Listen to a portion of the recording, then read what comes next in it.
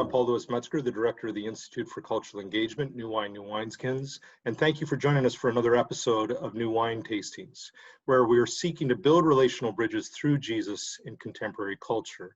I'll be introducing to you my distinguished guests here in just a minute, but beforehand, I want to just simply say what we're talking about. And what we're talking about is QAnon, Evangelicals, and conspiracy theories. What's the big deal? Some of you, many of you may have read the article just from the June issue of The Atlantic titled The Prophecies of Q. And it includes the tagline, American conspiracy theories are entering a dangerous new phase. And that comes from The Atlantic, the June 2020 issue. Are you, as viewers, familiar with Q and QAnon? You should be. It is a big deal, as the Atlantic article indicates, and as my colleagues here will attest. It's a big deal, and regardless of whether you are well acquainted with it, or whether you or I are conspiracy theorists, we need to account for it. Here in this episode of New Wine Tastings, I am joined by these four colleagues. Terry Mattingly, who writes the National On Religion column, and we'll have opportunity for you to see through the website channel links to their work. So he writes the National On Religion, quote unquote, column for the Universal Syndicate and is senior fellow at the Overby Center at the University of Mississippi. He was the founder of the Washington Journalism Center at the Council for Christian Colleges and Universities, which in 2015 moved to the King's College in New York City. Mattingly is the founder and editor of GetReligion.org, which for 17 years has offered a critique of religion news coverage in the mainstream press. Terry, thanks for joining us. Glad to be here. Paul Coughlin is an expert witness regarding bullying and the law and is a Fox News analyst and contributor. He is a popular speaker who has appeared on Good Morning America, Nightline, C-SPAN, the LA Times, the New York Times, Newsweek, and other media outlets. Paul is a best-selling author of 8 books, including the Freedom from Bullying Parent and Teachers resource, Raising Bully-Proof Kids, as well as Secrets, Plots, and Hidden Agendas. He works with numerous professional organizations to diminish bullying, including the Baltimore Ravens. I'm a Bears fan, Paul. I don't know if you at all work with the Chicago Bears, but yeah. I'd love to know it. They get bullied a lot by the Packers, but his anti-bullying curriculum is used throughout North America as well as in other countries. Paul, thanks for joining us as well at New Wine Tasting. Yeah, great to be with you. Thank you. Joe Carter is an editor for the Gospel Coalition, author of the Life and Faith Field Guide for Parents, the editor of the NIV Life Hacks Bible, and the co-author of How to Argue Like Jesus, Learning Persuasion from History's Greatest Communicator. He also serves as an executive pastor at the McLean Bible Church Arlington campus in Arlington, Virginia. He has written on QAnon for the Gospel Coalition. Joe, thanks for joining us today at New Wine Tastings. Thanks for having me on. And last but not least, my co-conspirator in so many different areas, though he's not a conspiracy theorist as far as I know, John Moorhead is involved in the intersection of church and culture. He is director of Multi-Faith Matters, and I've had the privilege of working with him there with his work with the Louisville Institute, and also the Evangelical chapter of the Foundation for Religious Diplomacy. John, thanks as always for being with me here at New Wineskins and New Wine Tastings. Well, thanks for the conversation, Paul. So, questions for you colleagues. We're going to start off with Terry. For those who aren't familiar with QAnon, could you just unpack for them in a few minutes' time, what is QAnon? Well, there's several layers to that. I think for our discussion today, one of the most important is it is a conspiracy theory. It is Joe, I'm going to quote you here. I like Joe's phrase that it's a political cult. And I would like to stress that it is a political cult that has shown itself talented at using religious language and religious images. Whether or not the heart of this movement has anything to do with evangelical faith, doctrine, or twist on that, I don't think that has been proven yet. I think it's been proven that it has been very popular with many evangelicals. But I would stress at this point that this phenomena is largely rooted in the technology of the internet and the internet's seemingly almost unlimited ability to divide us into tiny little bulletproof silos of information where we don't have to listen to anybody else unless we want to. And that's absolutely crucial to this phenomena.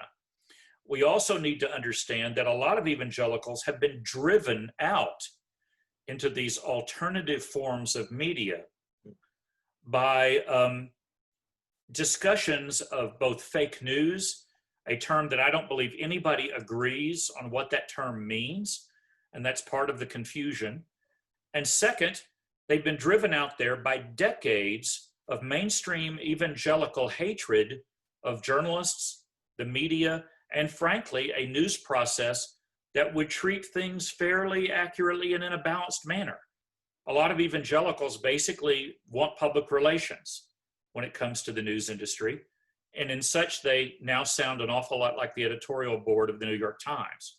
We're getting to an age where our own media is growing less and less open to tolerance and discussion and balanced debate on these kinds of issues, which only pushes the evangelicals further out. The fact that they may have some valid reasons for turning off the mainstream press only makes the QAnon phenomena more dangerous to me, not less dangerous. Because a lot of pastors, seminary leaders, and other Christian educators are going to have to face the fact that they've had almost nothing constructive to say about news media, current events, or journalism for several generations now. And I'm afraid they're now paying the price. Terry, sobering reflections and very pointed in a very constructive manner. Could you also define even the terminology QAnon? Where does that come from, for those who are wondering? From a mysterious source that some people believe could even conceivably be Donald Trump. I think the most common, gosh, can you even talk about a consensus in something like this?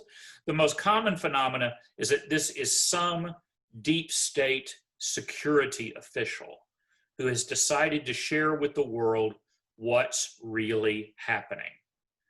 And frankly, as someone who is in his mid-60s now and lived through the late great planet Earth and a whole host of other attempts to blend the book of Daniel with foreign policy in the Middle East and how many Israeli jets can land on the head of a pin, and we kind of have been through all of this before, which to me was one of the weaknesses of the analysis in the Atlantic. They didn't talk to enough people who knew evangelical history and thought to actually find out how common this has been in evangelical discussions of politics. So Q is a mysterious person. Anon is anonymous. This is a brave individual who's throwing the truth at the world, while meanwhile not mentioning name, address, credentials, or anything with which to validate the information. Thank you, Terry. Very kind helpful. of like a lot of sources for New York Times pieces. The recent article in the Atlantic on QAnon was quite critical of it, but as Terry just alluded to it, not critical enough in terms of the evangelical movement's own engagement and reception of it. I think my colleagues here would agree that evangelicalism is a very complex, multifaceted, ever-evolving phenomenon, and it's very hard to get a boilerplate perspective on it. One needs to really do deep sea diving to understand it. And I'm going to ask this of both Terry and Joe Carter here. So you're critical of, as I understand it, the Atlantic's engagement of evangelicalism as it relates to this particular article on QAnon and the reception of QAnon by evangelicals. How so? And then further to that, as you're responding to the article and your concerns about QAnon, think through what would you have hoped for? What would you envision an article moving forward at the Atlantic or elsewhere, including to complexify it more? So Joe and Terry? Take it away, Joe. Actually, I thought the article was very fair. I think I was kind of more appreciative, I think, than probably Terry was, because I didn't want the article to come across as if this was an evangelical phenomenon. because it's not. I think a lot of evangelicals getting wrapped up into it. And I think it could have been misconstrued as this is a new trend or new fad that evangelicals are falling for, and it'd be a lot easier to dismiss. And the reality is, the reason there's so many evangelicals involved with this is because Americans in general are involved in conspiracy theories, and Americans and evangelicals overlap in key ways. So I was kind of glad that they didn't really focus too much on that. But having said that, I think we as evangelicals should focus more on it and call it out and make sure people aware how it is affecting the church and why it is a grave danger to the church. Thank you, Joe. Terry? I guess, again, my main point was I felt that if they had talked to evangelicals who were extremely well versed in this phenomena and its comparison to other points in evangelical history, they would have ended up with an article that might actually have rung more true with evangelicals and with many people who take evangelicalism seriously. And I think I mentioned Joe Carter as one potential person in an early Get Religion piece. Ed Stetzer obviously leaps to mind. I would even think someone who has studied the history of charismatic or Pentecostal thought on a lot of these phenomena, someone who had studied premillennialism. Church historian Tim Weber leaps to mind as someone, who has written a lot on topics related to this and speaks pretty well to press. So I said the article is very important. I said evangelicals really needed to read it, but I thought the article would have been stronger and even more devastating if they had allowed evangelicals to have critiqued the phenomena, as well as, mainline Protestants, Harvard people and all that. I think in one of my articles, I can't remember if I did this or not, I compared it a little bit to the Branch Davidian phenomena in the sense that as a Baylor alum, I knew that Baylor had had decades of dialogue with the Branch Davidians. There were all kinds of people at Baylor who knew people who died in that first hail of, and so where did they go to get experts on this phenomena and how it related to the Bible? They went to Harvard. Of course, why would we want to talk to people at a little tiny school like Baylor, who were only 15 miles away and only had 25 years experience of talking to these people? But, the people at Harvard had to be smarter, right, and know more about it because of brand name. So I thought to some degree, this article fell into that trap. Like the only people who could possibly understand QAnon would be mainline Protestants, academics a million miles away, and, and folks who wouldn't know premillennial dispensationalism if it came and bit them in the leg. Branch Davidian is back in the news, so to speak, even if you're watching Netflix, because they have this series, regardless of what you think about the Netflix series, it's kind of brought Branch Davidians back into the consciousness of pop culture in America. Terry, as you were reflecting... Is that the ABC series that ran? No, or is it something new? It's something new, yeah. Okay. It's The ABC it's a series I Netflix. thought was pretty good. Yeah, it's a Netflix drama, is what it is. Just, as Joe, as you're reflecting on this, and as Terry, you're reflecting, I think, Joe, you had mentioned, or was mentioned that you have articulated that it's not really a religious movement, but a political movement. Would you say it's a political cult? Is that the language you've used? Yeah, I think a few years back, I was looking around and I was like, where did all the cults go? Because when I grew up in the 70s and even the early 80s, the cults were everywhere. And now they seem to have disappeared. And I think what's happened is instead of religious cults, we have a lot of political cults. The same people who would be attracted to the kind of a worldview that cults develop have kind of moved more into a religious, or instead of a religious-based cult, more of a political-based cult. And there's a lot of overlap between the two types. But I think the QAnon phenomenon is a good example of one that starts out political, incorporates some aspects that either are tied to religion, like there's a lot of people quoting the Bible in the QAnon forums, or that it's kind of latches on as something that was already interested in evangelical circles. And the big one is the satanic abuse that was big in the 1980s is reaffirmed now in QAnon, as that's what's happened. There's Democrats are worshiping Satan and sacrificing children, and it's kind of like resurrecting a part of evangelical culture into a cult that is not really just religious based. It's more of a political base. So it's combining elements in a unique way. Thank you, Joe. And, Terry, you had mentioned that, you would hope, as yourself a journalist, you would hope that other leaders in journalism would look more to the source, or if they're critiquing engaging, that they're going to actually engage the movement more, such as evangelicals in this case. And the fear I think you've already alluded to that could occur is if our movement doesn't feel like it's engaged well, it just pushes us off more toward what might be seen cultural margins. And so I think that's something that journalists need to account for, the public square, that we're constantly pursuing empathy and complex awareness. John has done a lot of work, as have I, with social psychology, Jonathan Haidt. And, so often we think of the other as despicable and disgusting. And he's saying we need to develop a culture of empathy. Otherwise, we just push one another away all the more.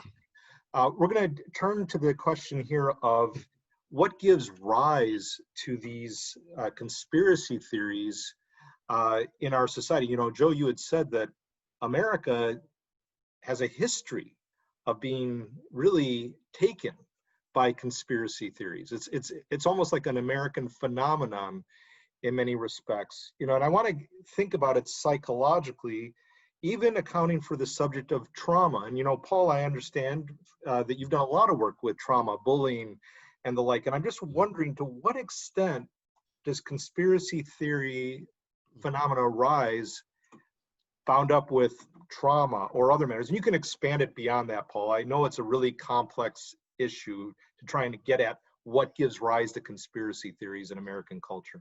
Yeah, well, I know that it causes trauma. When I had a talk show on a Christian radio station, I was the program director back then, and I had people calling me, crying, wanting me to help them escape this end of the world, end times conspiracy theory, newspaper exegesis type of message that they got there in Southern Oregon. And they would particularly beg me to meet with it's almost always their father. There was something about this topic that really burrows probably more into men than women. That's what I saw. And it just tore families, tore them apart. But I think from a psychological perspective, most of the people that I dealt with, having written that book 20 years ago and still visiting the topic from time to time, there's just an allure of inside information. And that's hard to fight against, particularly when you think you know how things are going to turn out. And at a time when things are really changing. We have a president, for example, that has been, they call him disruptor in chief. I think that's a pretty accurate statement. Things are changing in a way that I have not seen in my lifetime, at least so compressed anyway, with intensity and frequency. And so to be told, to be given that you know how things are going to turn out, that is no small comfort. That is no small comfort for people who can have a high degree of anxiety. I call it the glow of certainty. We tend to think of, and I've sat down with militia leaders when I wrote my book and other people, and you would think that the look on their face, for example, their countenance, would be one of like anger. In many cases, it's not. They're electrified. They are in tune with the cosmic rhythms of life through Jesus, through an additional revelation of the Holy Spirit. So for many, what I found for many of the adherents to end times conspiracy theories, this is one of the most electrifying times in their faith. They've never felt more in tune with God. Now, the problem with that, though, is that after a while, when pastors, and that's what I experienced in Southern Oregon, particularly at Applegate Christian Fellowship, when you pump that amount of spiritual Red Bull into a system, you're going to get spiritual jitters. And eventually people, the initial glow wears off, and they're like, oh my goodness, what is actually happening? So it's a pall upon their spirit. it's a pall upon their soul. And in thinking about this, I think about the couple that I knew there who decided to stop having children because of these conspiracy theories, because they didn't want their kids to go through the tribulation. And I've often thought, Paul, on this one, do they still even believe today? I mean, when you get that much false information, you know, there's an expression that a friend of mine often says, what brings you to Christ is often what keeps you with Christ. I think there's some truth to that. So if what brought you to Christ was a lie, or at least it wasn't true, are you going to stay? And I think for many people, the answer is no. And few people ever make a big stink when they walk away from the faith, right? C.S. Lewis wrote about that very well. You just slip away. You don't say much. And I believe that the damage done by these so-called Bible prophecies, there hasn't been, I'm not saying there should be a reckoning, but at the same time, there needs to be an accurate assessment. So I agreed with the statement earlier about how the Atlantic article should have had more depth to it. And frankly, if I had been interviewed, it would have had a little more jalapeno in some statements, because I saw firsthand what they have done to people and what they've done to me. Mm. And no doubt we'll have opportunity to discuss that a little bit further, Paul. Thank you very much. And you know, as you were saying, certainly people coming out of it will experience trauma, right? And you talked about your experience and those whom you know. Also, there's a sense, as I understand from what you're saying, Paul, there's a sense of comfort, a consolation that they're going with the grain of the universe, that with these conspiracy theories, it's like they have an inside track, they have Jesus plus an additional revelation. I think that's always the key, right? It's Jesus plus something else. An additional revelation of the Spirit beyond Jesus. And the New Testament's dealing a lot with that particular theme. So there's comfort that people experience, a sense of certitude or perceived certainty that can draw people to some of these cultic phenomena. John, did you want to add to what Paul was sharing here? Yeah, I'd like to supplement a little bit. I appreciate what Paul is saying. I agree. I think that it does provide meaning in a way, whether it's accurate or not, to feel as if one has grabbed a complex phenomenon and made it understandable. It happens with any conspiracy theory. I mean, who killed JFK? Well, it can't be some loner who was discharged from the Marines who got lucky with a few shots. It has to be a broader conspiracy, and people grab onto these things, try and explain complex phenomenon that they just don't find the traditional explanations and understandings feasible. But I think there's also some things going on with evangelicals and evangelical subculture. I think we've got fear going on. We've got a fear of a loss of Christendom culture. The church now has increasingly, particularly over the Trump administration, lost credibility. And we're on the margins of societal credibility. There's that fear of the loss of Christendom culture. That then feeds into our tribalism. You see many white evangelicals are holding to Christian nationalism, the idea that this is a Judeo-Christian country, and this then fosters an us versus them kind of approach to outsiders. And then when you add to that, the way we evangelicals many times on a popular level tend to approach eschatology, the interpretation of biblical prophecy, all those things kind of come together to connect some dots to make it very easy for the evangelical subculture to gravitate towards QAnon conspiracies. There was something that I think Joe mentioned that I just want to make sure we emphasize. What we're seeing in QAnon also includes a revival of satanic panics. Mm-hmm. Back in the 80s and going into the 90s, there were allegations of satanic ritual abuse, supposed underground satanic cults that were kidnapping and ritually sacrificing and murdering children. And many lives were destroyed as a result. People are still serving prison sentences based upon this false information.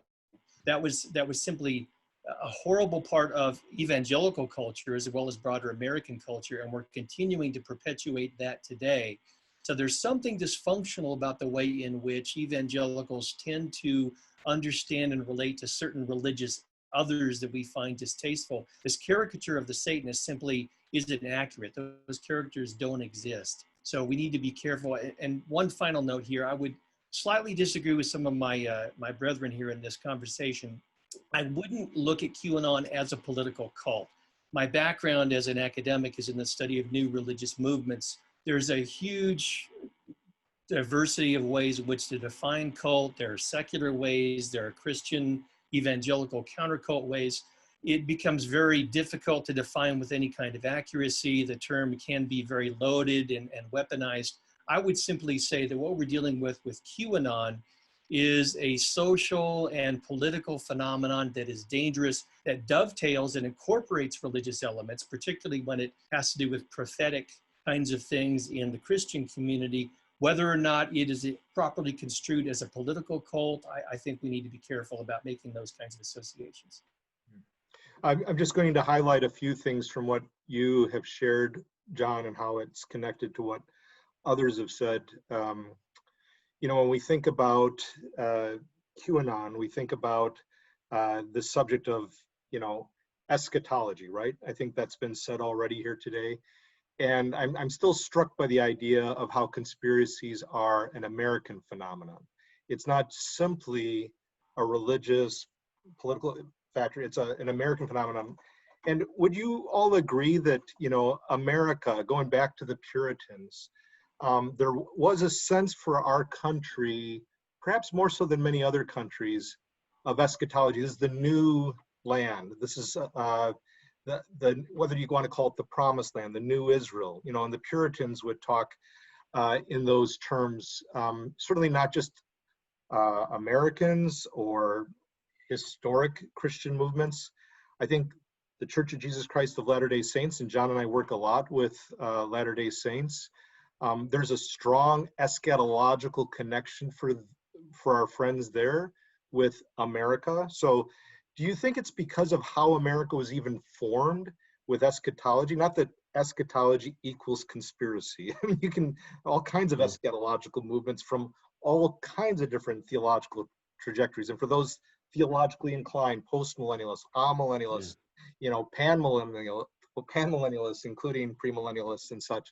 But do you feel like something about how America was founded and people's hopes in it, can that play to eschatology or conspiracy theories, rather? I do have a thought on that one. At least in my lifetime, it wasn't the founding of America; it's the founding of Israel. That is what really fuels premillennial dispensationalism, at least in our time. Now, I know it comes to America through Charles Darby, I believe, in the late 1700s. You get the Ryrie Study Bible. And then you get, of course, it was mentioned earlier, Late Great Planet Earth, and then the Left Behind series. So it does come to America. I don't know necessarily that we are the ones, I'd probably maybe on the far right, but when we're talking about the most of the evangelicals that I know who get caught up with this for 20-something years, well before that, it's the founding of Israel. That is really where they stake their flag, because, you know, Hal Lindsey gave us a very, he gets an A for creativity, but it wasn't exactly accurate in regard to the second coming of Christ. Thank you, Paul. That's helpful. Any other thoughts about that with eschatology, America's founding as a nation, Israel, etc.? Terry? Yeah, I think we sometimes run into situations where positive things about American history are also the roots of negatives.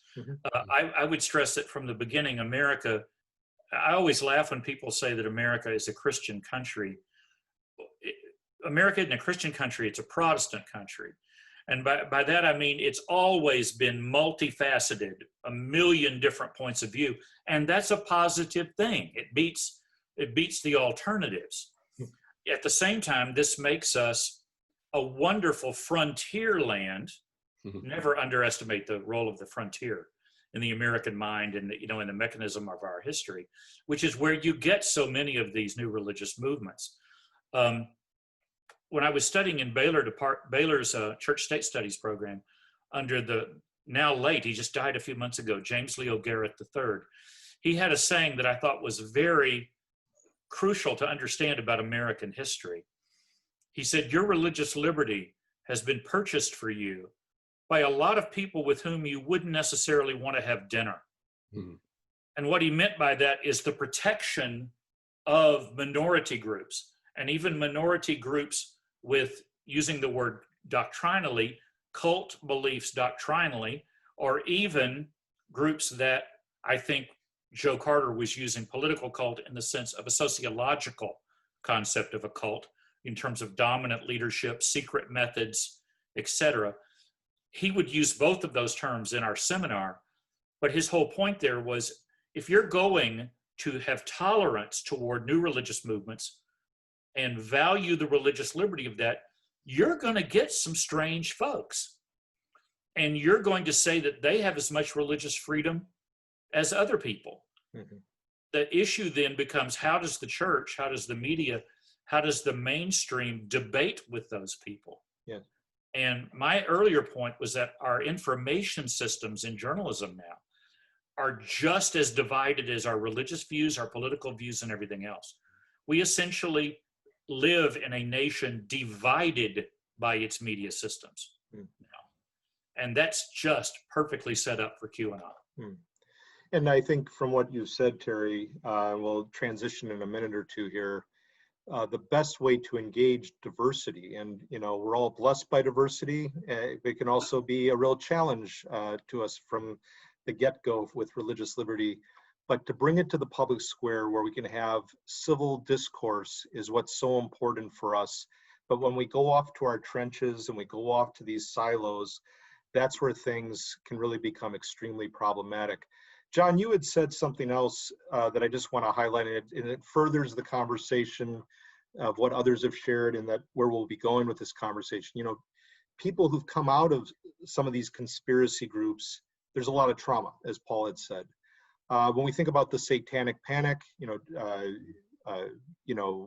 Joe was talking about that type of phenomenon. Talk about the satanic panic or some of these other dynamics that our movement's been a part of.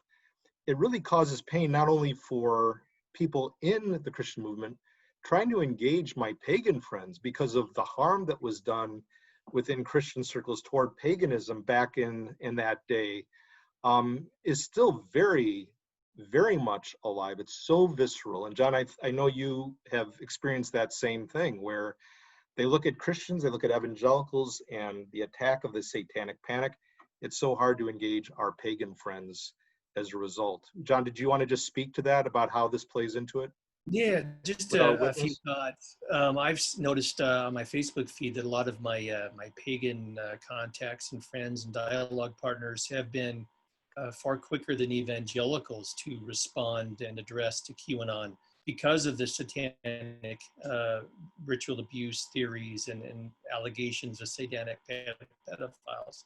And they feel as if this is another attempt, or will be another attempt by Christians to come and oppress their religious community. And it just perpetuates the negative perceptions that we have on the part of some parts of American culture about evangelicals. When we continue, it happens every October, every Halloween, you see new books come out by evangelicals on witches and pagans and the occult. And it's unfortunately the same tired stereotypes and misinformation. And if we would just take time, I've been privileged in my ministry to dialogue with, develop relationships with pagans. I recently co-authored an article for your publication, Paul, Cultural Encounters with a Satanist, a member of the Satanic Temple. And we disagree strongly with them, but they're human beings who are trying to live out their spirituality in a minority religious tradition. And we've got to figure out a way in which to fairly disagree with other people in our society. Paul, can I add something to that? Hey, John. Yeah, Paul. Yeah, what's really interesting, and I did this research in Secrets, Plots, Hidden Agendas, did look into the satanic panic. I think I interviewed one or two of the authors of a book by the same name. I think they're out of Chicago. And one thing that we haven't talked about is the connection to anti-Semitism. Child sacrifice has been one of the major accusations against the Jews for a very, very long time. And what I did in my research is there was one person, Chuck Missler, for example, quoted from one of the most diabolical anti-Semitic publications that you could have in your hands. And in that, he got his information for his so-called end times conspiracy theories. So we have to be really careful on this front, because historically, the group of people who have been most harmed by these accusations have been, and probably into the future will be, Jewish people. Really important. And, we think about Christian witness. It's so important that we account for not only how it affects the church, but how it affects others. Not simply because we want to be, good witnesses. Of course, that's a passion of ours. We care for their well-being. We want people to be treated with respect, to love the Lord our God with all our heart, soul, mind, and strength, and to love our neighbor, whoever our neighbor is, as ourselves. So thank you, Paul. Speaking of trauma, and I'm going to turn this to Joe and then to John. Speaking of trauma, some of these groups look to apocalyptic literature and scripture. We already talked about the eschatological, the apocalyptic, the end times. These biblical texts that I'm thinking of here, apocalyptic literature, were birthed in many contexts in terms of exile and persecution. Thinking of Ezekiel, I'm thinking of Daniel. Revelation has apocalyptic genre dynamics to it. What are some of the similarities in terms of these particular conspiracy theories movements that draw from apocalyptic literature and scripture? And where are there fundamental differences? Because I could see how some would say, well, the New Testament community is simply a conspiracy theory group. Joe, how would you respond to that? Similarities, differences, and involving apocalyptic literature and scripture? I think one of the key similarities is the word apocalypse means unveiling. And so the apocalypse of John was unveiling of John, and the revelation that showed, kind of revealed what Rome was really like and what was really behind. Rome looked like us, this great peaceful giant that was making the world better. And John kind of uncovers what it really was. I think the QAnon people see themselves doing the same thing. It's an apocalypse, an unveiling of what's really going on in Washington and around the country.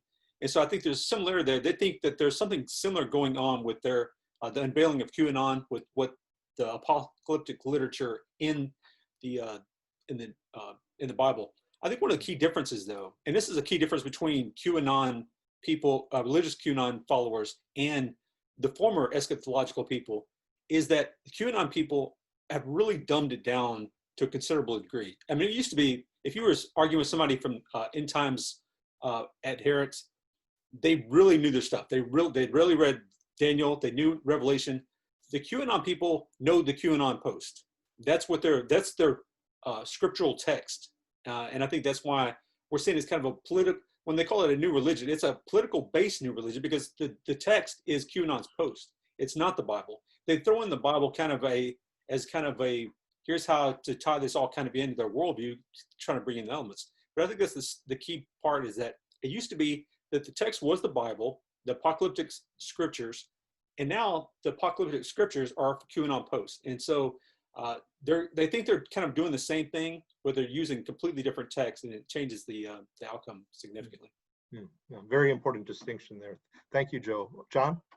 Yeah, I think I would add to what Joe said there. As I look at the prophetic material in the biblical tradition, what I see is the nation of Israel grappling with trying to understand their relationship with God through exile, through domination by foreign powers.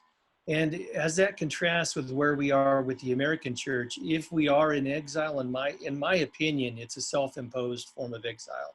It is the church making some very poor decisions, having some bad doctrine, basically failing to love God and love others. So before we grab onto it, say, well, this is just, this is the latest form of the church trying to be prophetic here. Maybe that exile is more self-imposed rather than suffering at the hands of an imperial power.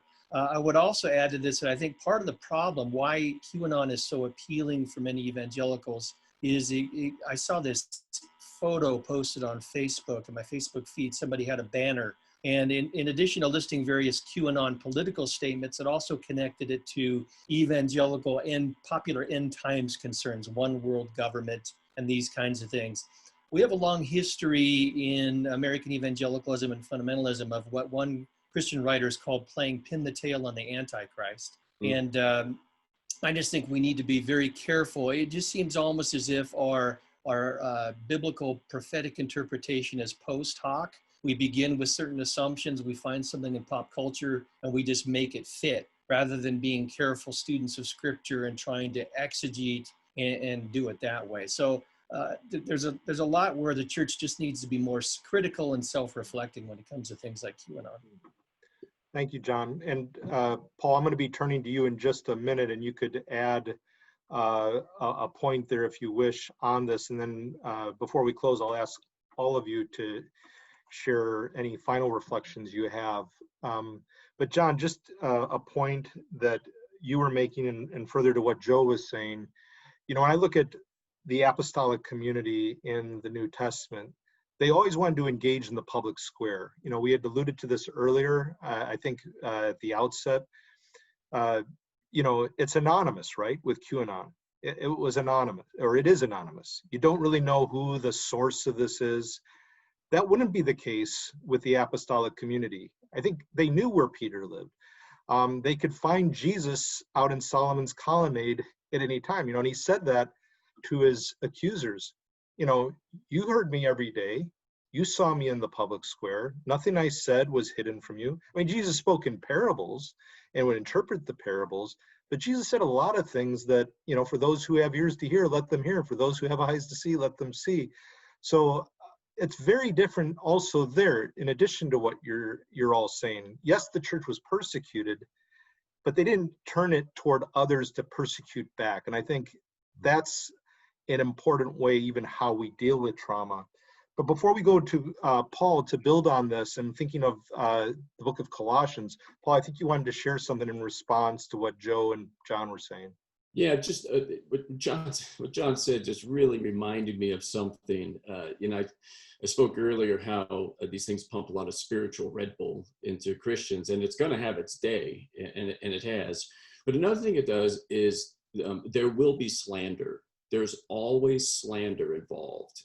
At the church that I went to in Southern Oregon, they just went after the Catholic Church constantly because it's somehow aligned with the Hebrew scriptures, the colors of flags, numbers, things like that. But one thing that really struck me is the naming of Antichrist that John mentioned earlier. And back then, there was one name in particular. His name was Juan Carlos, the King of Spain, or something like that. And that name was dropped regularly during sermons. And I remember saying to an elder, I remember saying up there that, hey, if Juan Carlos is not a Christian, do you think he would be interested in the gospel after he found out a popular pastor in Southern Oregon called him the Antichrist multiple times? And what about his kids? And what about his grandkids? There is slander and there's bearing false witness constantly with these kind of conspiracy theories. They're very, very damaging and harmful. Thank you, Paul. It's a good additional thought, though it's a disturbing thought, right? I mean, the accusations and the slander that's involved with this. I didn't ask any of you this, but I'd like to ask Terry at this point before I go on to the question related to Colossians. People might be saying, well, I don't see QAnon anywhere. I haven't come across it on the internet. I mean, where can one see examples of this phenomenon? I mean, you just Google QAnon? Not that I'm trying to just get more involved with it, but where do you find examples of it in the mainstream or in pop culture or politics today? Well, it's not out in those places for the most part. It's in their little concrete bunkers. Now, what Joe Carter has pointed out, though, that I think is important, is we've got to walk a line here from saying this has taken over evangelicalism. And the other extreme, it's kind of like C.S. Lewis said about Satan. Satan either wants you to think he's everywhere or that he's nowhere. Well, QAnon kind of fits this phenomena. There's a tendency to say it's taken over evangelicalism. Just like the press likes to hang on to the 81% of white evangelicals voted for Trump. And they don't understand how that hides a lot of the divisions within evangelicalism instead of actually making them clearer. It's inside these bunkers where you find these people. What's important, though, is that these are becoming more and more common. The internet makes the material easy to spread. I was in a different podcast recently with some folks at Denver Seminary, and they kept saying that pastors keep coming to them and saying, I'm having people in my congregation that are getting turned on to this thing. What should I do?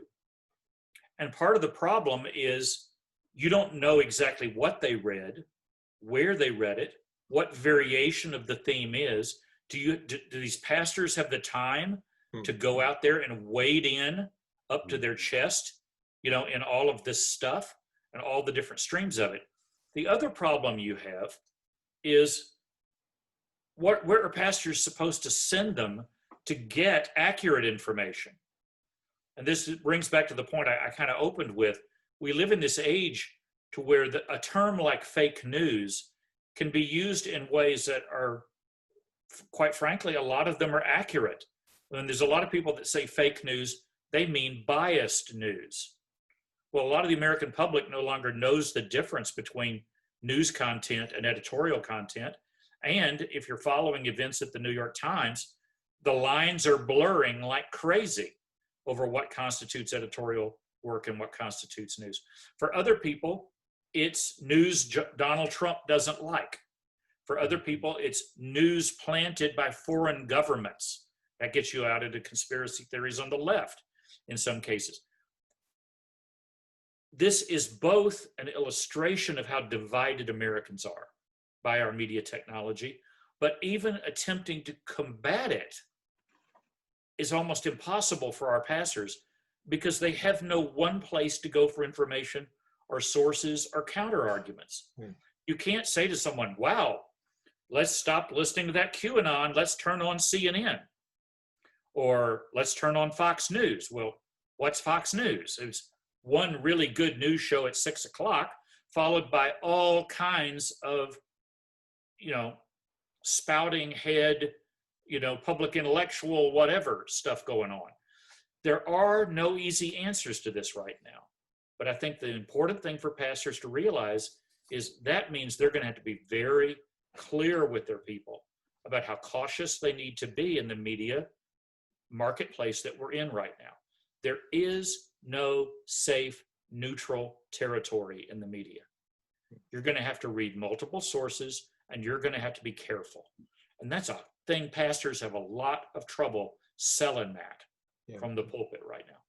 Well, and it's hard when pastors are already so busy, and especially now with all the turmoil, it's Correct. just hard to stay on it. But you make some very important points. And before we close today, I would just like for you to highlight whether it's work you've done as a group, individually or others, that people could go to find out more about it. And then also, I know, Joe, you're a pastor. Maybe others here are pastors. What you're doing, we'll do this at the close. What are you doing to try or what would you recommend to pastors on what they can do to address this in their own congregations? Because it can be overwhelming just with time being such a limited supply. Before we get there, I want to come back to Paul on his work with trauma and whether or not people go into conspiracy theories or QAnon because of trauma. As you said, having experienced it yourself, leaving it involves trauma so often, or one experiences trauma in the midst of it. I think of the language of wounded persons wound others, and wounded communities wound other communities. What is the negative import, Paul, further to what you've said, of conspiracy theories and groups such as them on the life of the church and society at large? And then also with that, consider Colossians, which I hope that will help us transition toward our concluding time, with its engagement of Gnostic spirituality, this kind of insider secret knowledge society that Paul was fighting hard from a prison cell in Rome, a church that he had never met but loved, how he engaged that proto-Gnosticism as it was sweeping through this church. So I'd like you, Paul, and others to consider Gnostic spirituality and what Paul was dealing with in Colossians, involving secret knowledge and accompanying abuse with angel worship and a certain kind of asceticism in the life of the faith community, which the Apostle Paul addressed head on. So Paul, speaking about Paul. Yeah. So I guess what strikes me with that is, again, the allure of exclusive information. And then what often has with this, and I'm not sure Paul writes about this in Colossians, but what happens is the great benefit to the person putting that information out. When I was in Southern Oregon and I heard these at a Calvary Chapel church, I would sit there and I'd say that this information cannot possibly be true. It just can't be true. And so it drove people like me away, but I found that I was an anomaly, certainly the minority. Yeah, it drives certain people away, but it galvanizes your base. And so, for example, you think about what I would call fusion paranoia from the far, it was mentioned earlier, the far left and the far right. What's interesting is they begin to hate the same groups. In the 1980s, it was clearly the CIA. They were the Antichrist type of thing. So what happens is, you think in terms of the people who promote these conspiracy theories, particularly end times conspiracy theories, and it brings people to them and solidifies a base. I'm sure there's other things that do it well too, but it really solidifies the base, and it turns the person they're not just a pastor anymore, they're a prophet. And it's very, very different. They're the ones who are giving that inside information. So I know that he was talking about Gnosticism, I suppose, earlier, but the same type of political utility that we would see in what Paul was arguing against, we actually see it in the church as well. And I saw it very clearly. It's one reason why I got a death threat for at least one death threat for the book. And so let's take it out of the church for a second, and let's see what it did for a man named Louis Farrakhan. Louis Farrakhan, incredibly gifted at extracting the political utility of conspiracy theories to galvanize his base. Probably no one else at any level of known in the media is more of a conspiracy theorist than him, and he's doing pretty well. Thank you, Paul. John's battery's running out, and I just wanted to say that I need to highlight this, because if he leaves, I'm simply going to say he went out from us because he was not of us. And but John, closing thoughts for you, and we'll weave it back into Paul as we're near our end of our time anyway. But John, from you, and then Joe and Terry and Paul, if we could go in that order. Yeah, I appreciate the fact that you're tackling this subject matter. I think it's extremely important. I want to thank all the participants who came together. I'm amazed we were able to go from one coast to the other and pull us all together. I think Terry has hit on a challenge that we face in terms of source material. These gentlemen, I'm sure, will reference some of the things that they have written, podcasts that they have done. I would direct Christians towards those good materials. I think we need to recognize that one of the challenges we face in combating this is when you, as an evangelical, are trying to go up against a conspiracy theory. Many times you can be perceived as being a part of the conspiracy. I was in ministry from somebody who was accusing me of being part of the conspiracy. And I tried having an intelligent counter conversation, realized I was getting nowhere, decided to have a little fun. And I just said, well, how do I know you're not a part of the conspiracy trying to trip me up in this conversation? And he didn't really know what to do with that reverse of conspiracy logic. So we do the best we can do, point people towards good sources and biblical argumentation and discernment, and realize it's an uphill battle that we face. Thank you, John. And if you have to head out, we know why. Okay. So Joe, and then Terry, and then Paul. Yeah, I think one of the things we have to do is, especially as pastors, is ask who is catechizing our people? Where are they getting their information from? And most of the time, they're reading one chapter of the Bible a day, and then watching 3 hours of Fox News, and then online reading all kinds of posts and all kinds of forums. I think we need to reverse that. If they're in the Bible, in the Word, and really searching the Word for the truth. And there's so much of being a disciple is following the commands of Jesus.